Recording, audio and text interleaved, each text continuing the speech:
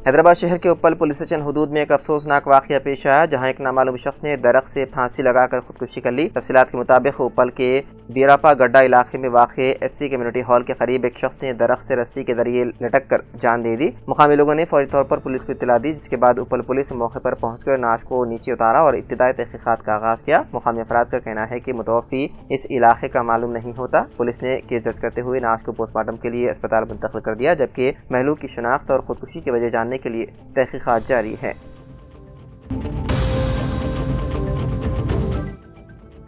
गुज़िश्ता 20 बरस से कोमा में मुब्तला सऊदी शहजादे अल वलीद बिन खालिद बिन तलाल हफ्ते के रोज़ इंतकाल कर गए। उनकी उम्र 36 बरस थी। वो स्लीपिंग प्रिंस यानी सोया हुआ शहजादे के लक़ब से मशहूर थे। आलमी इमाम कौंसिल ने एक बयान जारी करते हुए उनके इंतकाल की तस्दीक की। बयान में कहा गया है कि शहजादे अल वलीद एक तवील अरसे से ज़िंदगी और मौत के दरमियान जंग लड़ते रहे और बिलाखिर हफ्ते को अपने खालिक हकीकी से जा मिले। शहजादे अल वलीद के वालिद खालिद बिन तलाल अल सऊद ने भी एक्स पर उनकी वफ़ात की तस्दीक की है। आपको बता दें कि अल वलीद की पैदाइश अप्रैल 1990 में हुई थी। वो बरतानिया के एक मिलिट्री कॉलेज में तालीम हासिल कर रहे थे जब साल 2005 में एक संगीन कार हादसे का शिकार हुए और तब से मुसलसल कोमा में थे। उन्हें रियाद के एक अस्पताल में रखा गया था, जहां नलकियों के जरिए खुराक दी जा रही थी और वो वेंटिलेटर पर थे। साल 2015 में डॉक्टरों ने मशवरा दिया कि शहजादे के सेहतियाब होने के इम्कानात ना होने के सबब वेंटिलेटर हटा दिया जाए, मगर उनके वालिद ने इनकार करते हुए कहा कि वो किसी मुआजिज़े की उम्मीद रखते हैं। साल 2019 में उनकी हालत में थोड़ी बहुत हरकत देखी गई, जैसे उंगलियों को हिलाना और सर को घुमाना। इससे उम्मीद की किरण जागी थी कि शायद वो सेहतियाब हो जाएंगे, मगर बाद में कोई बेहतरी देखने को नहीं मिली और आखिरकार कल उन्होंने आखिरी सांस ली।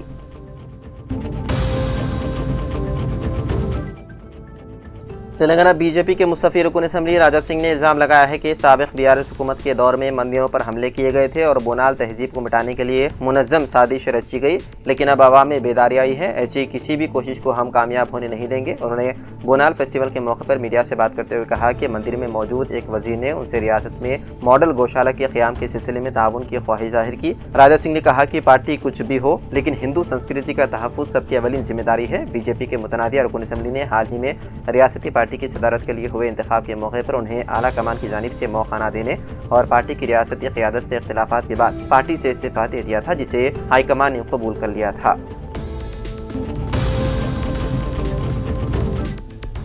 रियासत तेलंगाना के कई अजला में आने वाले दिनों तक मूसलाधार बारिश होने का इम्कान है। हैदराबाद के महकमा मौसमियात ने इस इंतबाह के साथ ऑरेंज अलर्ट जारी किया है। जिन अजला को इस अलर्ट के दायरे में शामिल किया गया है उनमें हैदराबाद, जनगांव, महबूबनगर, मेदक, मेडचल, मलकाजगिरी, नलगुंडा, रंगारेड्डी, यादाद्री भुवनगिर और आदिलाबाद शामिल हैं। महकमा मौसमियात के मुताबिक मुतालिका अजला के ज़िले इंतजामिया को इंतबाह दिया है कि वो मुमकिन हंगामी हालात से निपटने के लिए तैयार रहें। माहिरीन ने शहरियों को मशवरा दिया है कि वो बारिश के दौरान एहतियात बरतें, निचले इलाकों में रहने वाले अफराद खुसूसी चौकसी इख्तियार करें और गैर ज़रूरी तौर पर घरों से बाहर निकलने से गुरेज करें।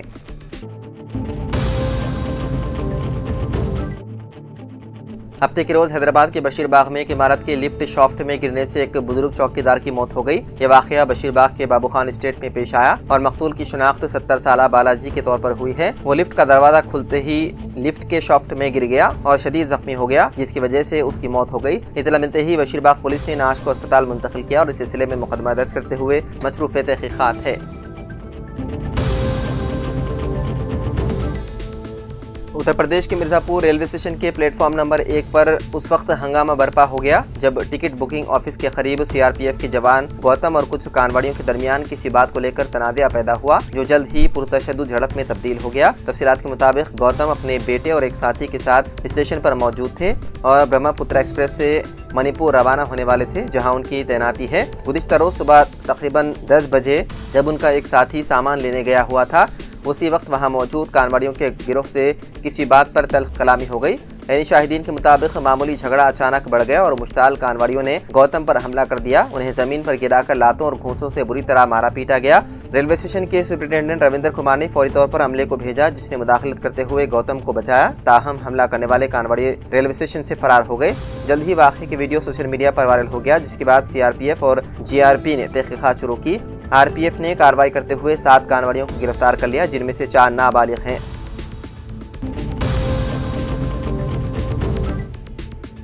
वज़ीर आला रविंद्र रेड्डी से मलयालम फिल्मों के मशहूर अदाकार दुलकर सलमान ने मुलाकात की। सलमान की हालिया तेलुगु फिल्म लक्की भास्कर की शानदार कामयाबी के बाद तेलुगु शायकीन के दरमियान मजीद मकबूल हो चुके हैं। उन्होंने फिल्म की कामयाबी के बाद इतवार को तेलंगाना के वज़ीर आला रविंद्र रेड्डी से मुलाकात की। ये मुलाकात हैदराबाद के जुबली हिल्स में वाक़ वज़ीर आला की रिहाइशगाह पर हुई। दुलकर सलमान, जिन्होंने इससे कबल महानाती और सीता रामामम जैसी हिट फिल्मों के जरिए तेलुगु नादरीन में एक खास मकाम हासिल किया। इस मुलाकात के दौरान फिल्मी सनत, सकाफती उमूर और रियासत की फिल्मी तरक्की पर बातचीत की। उनके हमरा फिल्म प्रोड्यूसर स्वप्ना दत्त और दीगर अहम शख्सियात भी मौजूद थे। रविंद्र रेड्डी ने सलमान का प्रतिभा का खैर मकदम किया और उन्हें शाल उड़ाकर एजाज से नवाजा। इस मौके पर वज़ीर आला ने सलमान की फनकाराना सलाहियतों, फिल्मी कामयाबियों और तेलुगु सिनेमा से उनके ताल्लुक की सताइश की।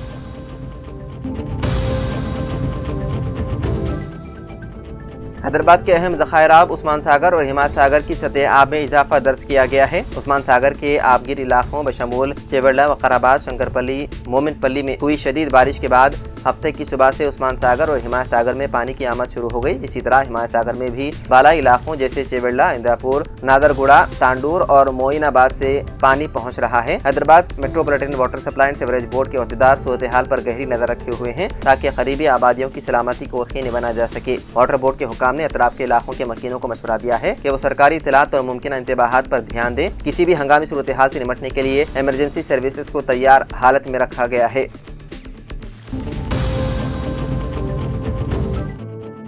मरकजी वज़ीर रेलवे अश्विनी कुमार वैष्णो ने कहा है कि आइंदा साल 2026 में वरंगल में कादीपेट रेलवे कोच फैक्ट्री में मैन्युफैक्चरिंग का आगाज हो जाएगा। उन्होंने मरकजी वज़ीर किशन रेड्डी व बीजेपी कायदीन के साथ कादीपेट रेलवे कोच फैक्ट्री का मुआयना किया। बाकायदा मीडिया से बात करते हुए अश्विनी वैष्णो ने कहा कि मरकजी हुकूमत ने तेलंगाना के लिए रेलवे कोच फैक्ट्री मंजूर की है, जिसके कामों की पेशरफ्त का उन्होंने मुआयना किया। उन्होंने कहा कि कादीपेट में मेगा रेलवे कोच फैक्ट्री कायम की जा रही है। इसमें साल 2026 से मैन्युफैक्चरिंग का आगाज होगा। कादीपेट फैक्ट्री से करीब 150 लोकोमोटिव की पैदावार की जाएगी। मुस्तकबिल में कादीपेट कोच फैक्ट्री में मेट्रो कोचेस तैयार किए जाएंगे। हैदराबाद के इलाके बालापुर में तेंदुए की मौजूदगी की इत्तला को मुकामी पुलिस ने बेबुनियाद करार दिया। चंद रोज से तेंदुए की मौजूदगी व नकलो हरकत के मुतालिक इत्तलात फैल रही थी जो तशवीश का बाइस बनी थी। ताहम बालापुर पुलिस ने उन इत्तलात को मुस्तरद कर दिया और बताया है कि इलाके की मुकम्मल जांच के बाद पुलिस इस नतीजे पर पहुंची है कि बालापुर और आसपास में कोई तेंदुआ नहीं है और न उसकी नकलो हरकत रिकॉर्ड हुई है। पुलिस के मुताबिक पुरानी वीडियोस और तस्वीर सोशल मीडिया पर शेयर की गई और उन वीडियोस को शहर की करार दिया गया जो मुकम्मल तौर पर बेबुनियाद और झूठ पर मबनी है।